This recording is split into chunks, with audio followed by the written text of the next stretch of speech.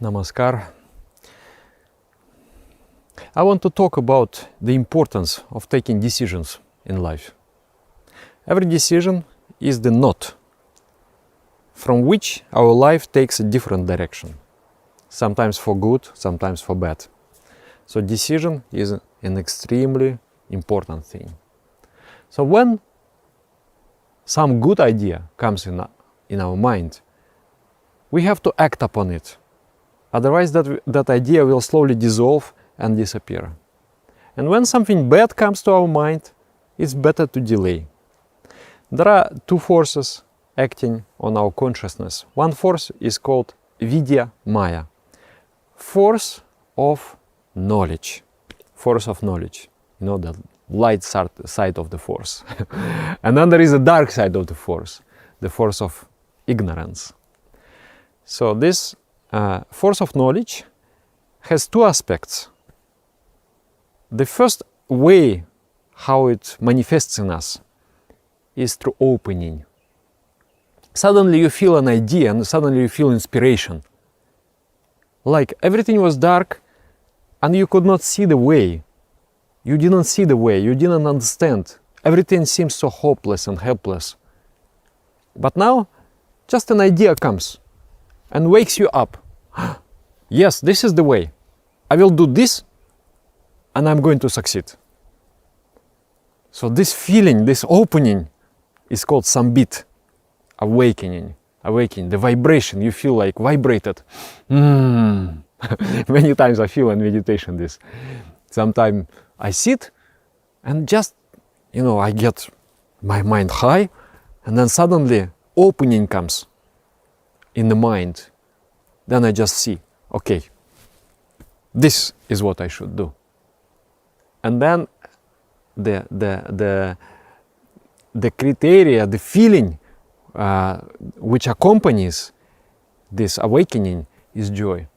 You feel like, yes, yes. And then you need to take a decision. If you delay at this moment, if you delay and wait, if you're not taking the decision, it will disappear, it will dissipate. So you need to take decision. Decision is important. Many times people say, I will try. This saying actually is very bad. You should not say, I will try, I will attempt. Attempt is okay, no, not trying. I will try. No, this is not good. I will do is good. Because this I will try, this particular sentence is for a weak person. It's not good for us. We should eliminate this I will try from our dictionary. Never say, even don't think like this, even don't say like this, because the saying, the very saying of it makes you a weak person. It is working on subconscious mind. It is very harmful. Should not say, I will try. No, I will not try. I will do. I will do. This is good. Yes or no. Yes, yes, no, no. I will try, not good. Okay? So this is very important. And then I'm remembering how I started to do meditation. When I started to do meditation, I was really entangled in so much of darkness.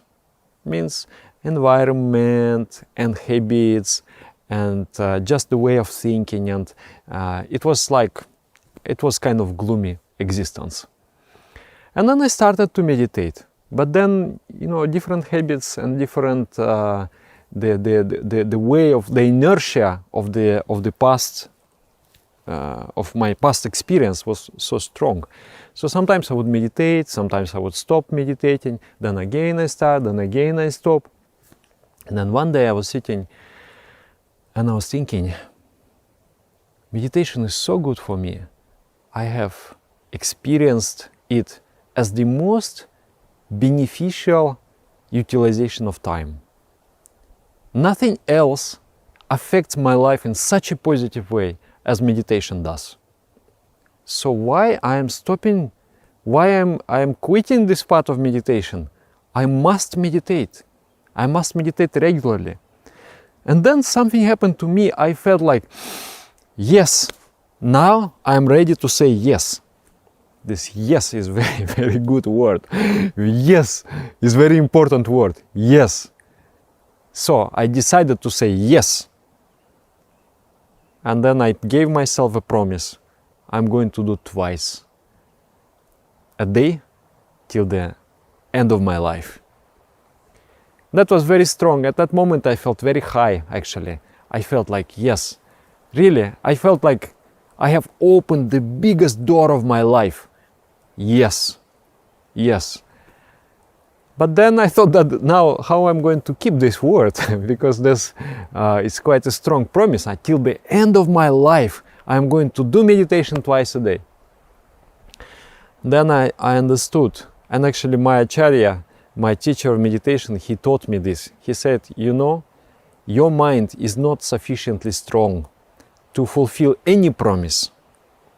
Even though you sincerely believe that you are going to fulfill, still the strength is not enough. Microcosmic strength is not enough. So he said to me, you should pray, you should request the Supreme Entity, you should request Supreme Consciousness every day of your life. Help me to fulfill my promise.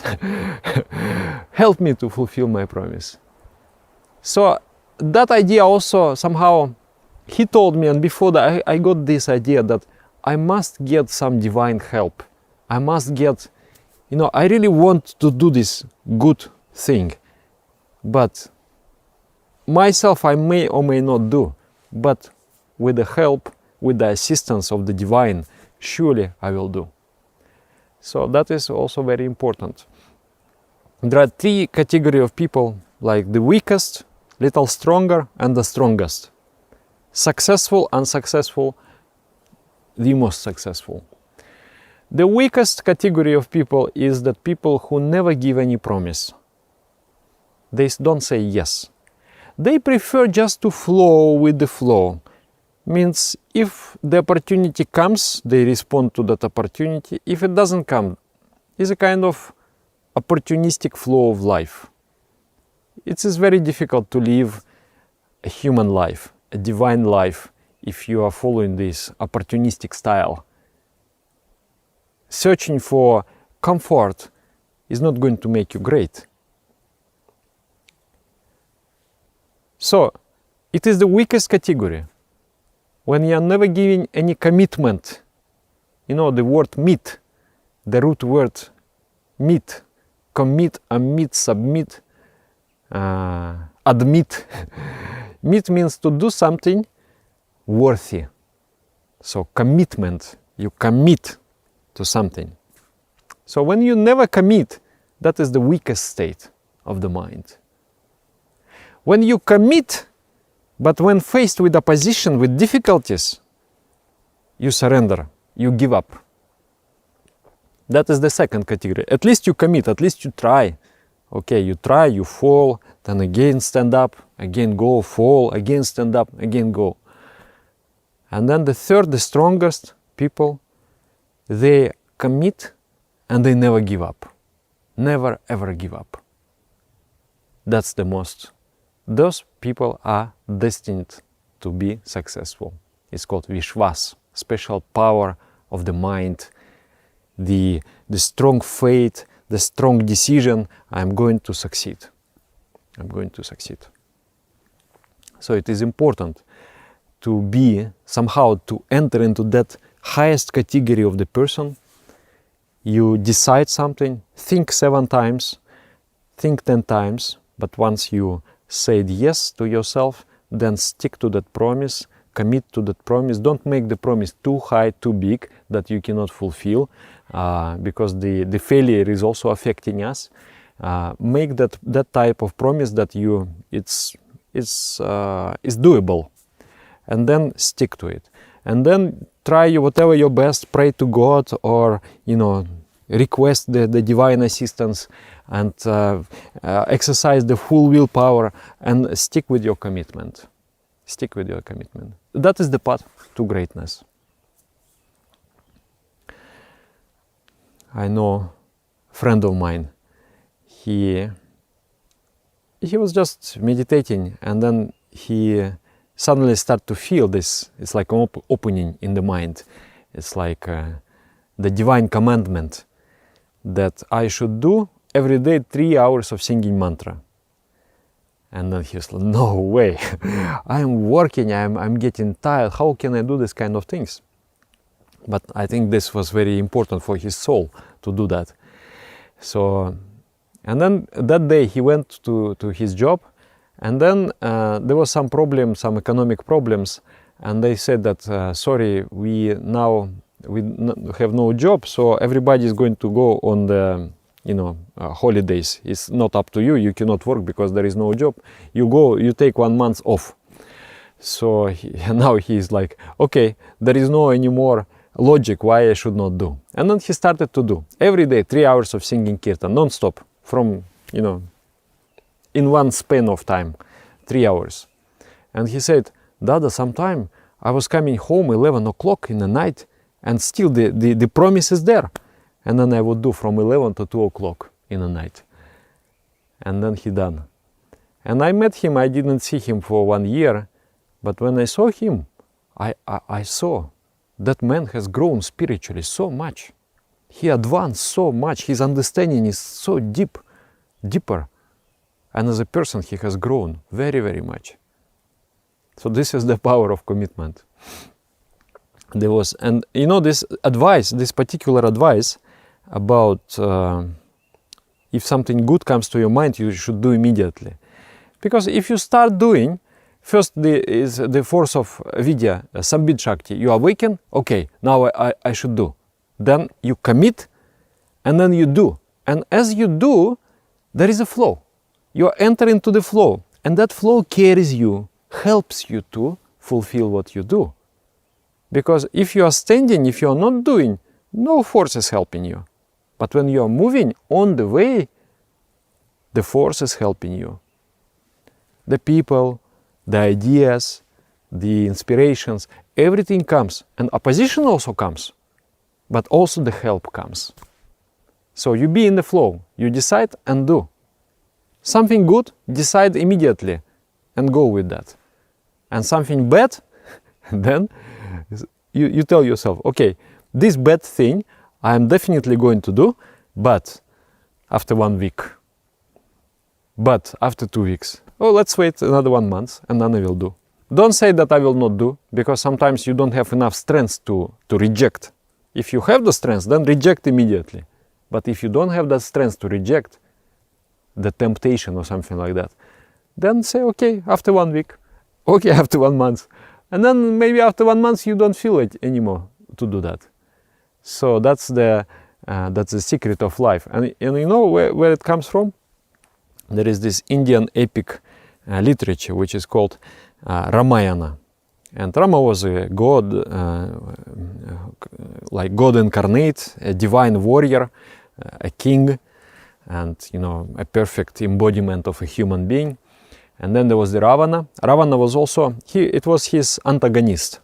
And he was also a great person. He was a yogi, actually. So he meditated, he got a superpower, and then he has become a demonic entity because he made one mistake. So that Ravana was also a great soul. But that Ravana, he stole the wife of Rama. He changed his guise, he became like a wandering monk, and the wife believed him and wanted to give him some food, and using that chance he stole Sita, the wife of Rama.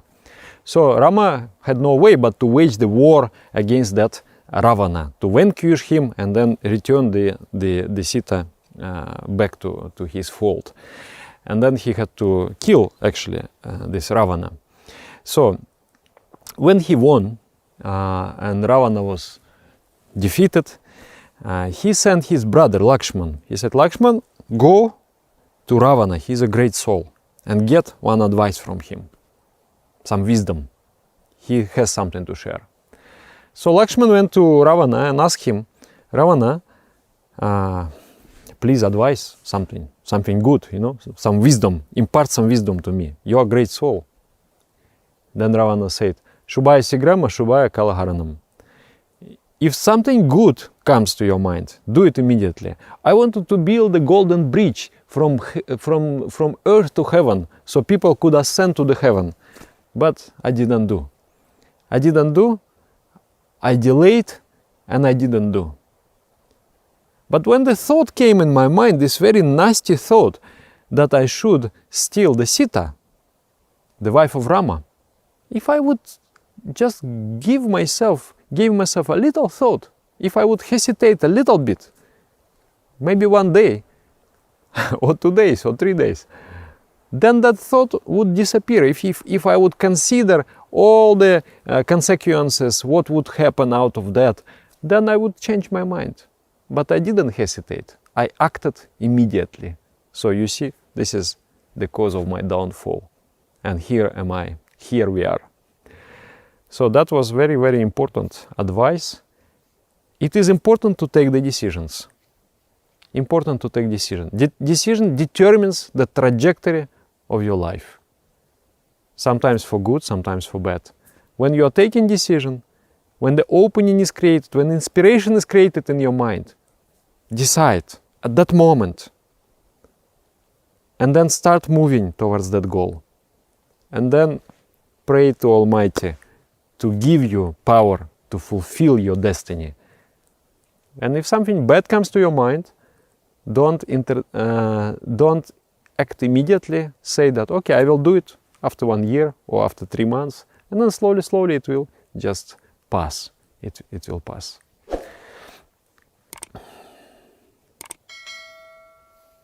And meditate.